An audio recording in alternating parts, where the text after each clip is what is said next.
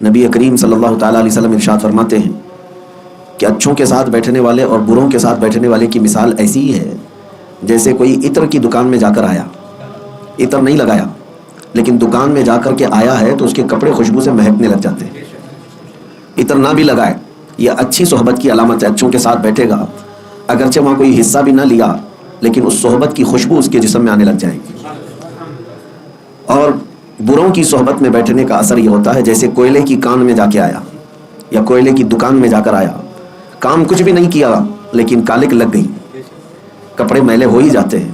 کام کچھ بھی نہ کرو لیکن کوئلے کی کالک لگ ہی جاتی ہے. اسی طرح کچھ لوگ برے لوگوں کی سنگت میں بیٹھتے ہیں اور کہتے ہیں میں تو نہیں کرتا، میں تو صرف ان کے ساتھ ایسے ہی بیٹھتا ہوں، بات چیت کرتا ہوں. نشہ تو وہ لوگ کرتے ہیں، نشہ وہ لوگ کرتے ہیں، چغلی وہ لوگ کرتے ہیں اور بے حیائی کی باتیں وہ لوگ کرتے ہیں. میں تو ایسے ہی ٹائم پاس کرتا ہوں. تم کوئلے کی کان میں جا کر کے آ رہے ہو، تمہاری صحبت پر اثر ضرور پڑے گا. یہی قرآن پاک کا حکم کیا ہے؟ کونوا مع الصادقین، تم سچوں کے ساتھ ہو جاؤ. قیامت کے دن اللہ کریم فرماتا ہے کچھ لوگ ایسے ہوں گے صرف دوستی کی وجہ سے دوزخ میں جا رہے ہوں گے. 19ویں پارے کی شروع کی آیتیں ہیں. اللہ تعالیٰ فرماتا ہے کچھ لوگ پکار کر کہیں گے یا ویلتا لیتنی لم اتخذ فلانا خلیلا، اے کاش اگر میں فلاں کو دوست نہ بنایا ہوتا تو کتنا اچھا ہوتا.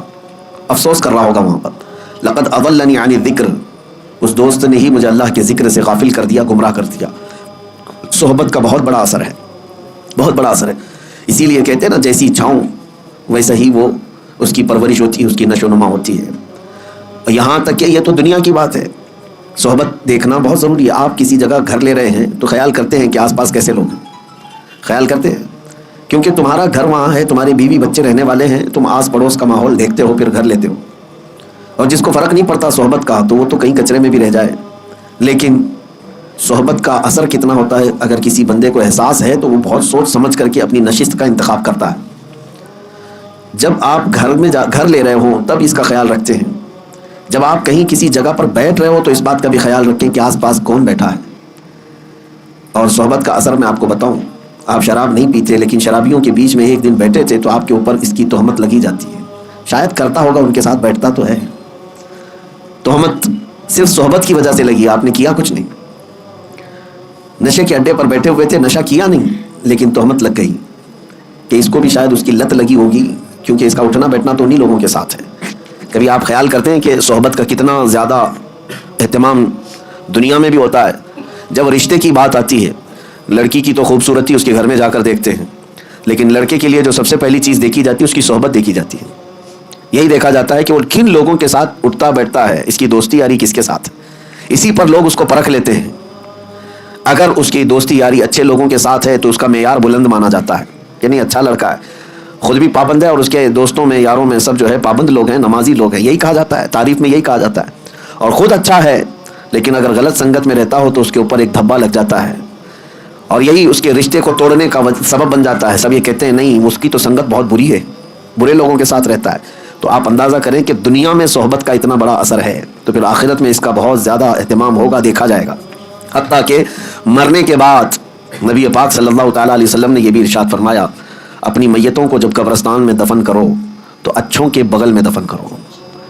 یا اپنے لیے تم دفن کی جگہ منتخب کرتے ہو، ویسے تو کسی کو خبر نہیں ہے کہ کون کہاں مرنے والا ہے، لیکن اگر اتفاق ایسا آیا یا وصیت کر رہے ہو تو ایسی جگہ دفن ہونے کی نصیحت کرو جہاں اللہ والے آرام کر رہے ہو. کیوں صحبت کا اثر مرنے کے بعد بھی ہے، قبروں کے بعد بھی. میں مرشد گرامی حضور تاج الشریعہ رحمۃ اللہ تعالی علیہ کی وصیت کو بتاتا ہوں. آپ نے فرمایا تھا اپنی زندگی میں اگر کہیں میرا انتقال ہو جائے سفر کے دوران تو وہیں کسی اللہ کے ولی کے آستانے پر یا کہیں قریب میں جگہ مل جائے مجھے دفن کر دینا. یہ نصیحت، یہ وصیت اپنی زندگی میں کیا تھا. جہاں کہیں اللہ والے ہوں وہاں پر ہمیں دفن کرتے. میرے عزیزوں، آج ہم جو تمنا کرتے ہیں جنت البقیع میں سونے کی، اس کی وجہ بھی یہی ہے کہ 10,000 صحابہ وہاں آرام کر رہے ہیں، اولیاء کاملین، سلف صالحین، تابعین وہاں پر آرام فرما رہے ہیں. میری اس پوری گفتگو کا خلاصہ یہ ہے کہ آپ صحبت یہاں پر سب سے پہلے ڈھونڈو کس کی صحبت میں رہنا چاہتے ہو. زندگی کے بہت مختصر دن ہیں، ظاہر سی بات ہے دھوپ میں چلنے والا چھاؤں ضرور ڈھونڈتا ہے. تو چھاؤں دیکھنے کے وقت یہ دیکھنا کہ کون سی چھاؤں لے رہے ہو، گدھے کی چھاؤں یا پھر کسی پھلدار پیڑ کے نیچے آنا پسند کرتے ہو. گدھا بھی کھڑا ہے، اس کی پرچھائیاں تو ہوتی ہیں گدھا اگر کھڑا ہو تو اس کی پرچھائی تو پڑتی، وہاں پہ بھی چھاؤں ہے. اگر تم یہ سوچتے ہو دھوپ سے بچنے کے لیے یہ چھاؤں لے لوں تو تمہاری سوچ پر اور تمہارے انتخاب پر تو دنیا کہے گی. ہاں اگر تم نے کسی گھر کا سایہ لیا یا کوئی درخت کا سایہ لیا تو کم از کم اتنا تو کہا جائے گا کہ ہاں اس نے سوچ سمجھ کر کے چھاؤں کا انتخاب کیا ہے. لیکن میں جس چھاؤں کی بات کر رہا ہوں میرے عزیز و جن صحبتوں کی میں بات کر رہا ہوں، اپنی اس شارٹ زندگی میں، مختصر زندگی میں اس صحبت کا انتخاب کرو جو صحبت تمہیں رسول اللہ کے قدموں تک پہنچاتی ہو، نبی پاک صلی اللہ تعالیٰ علیہ وسلم تک پہنچاتی ہو. اس صحبت کا انتخاب کرو.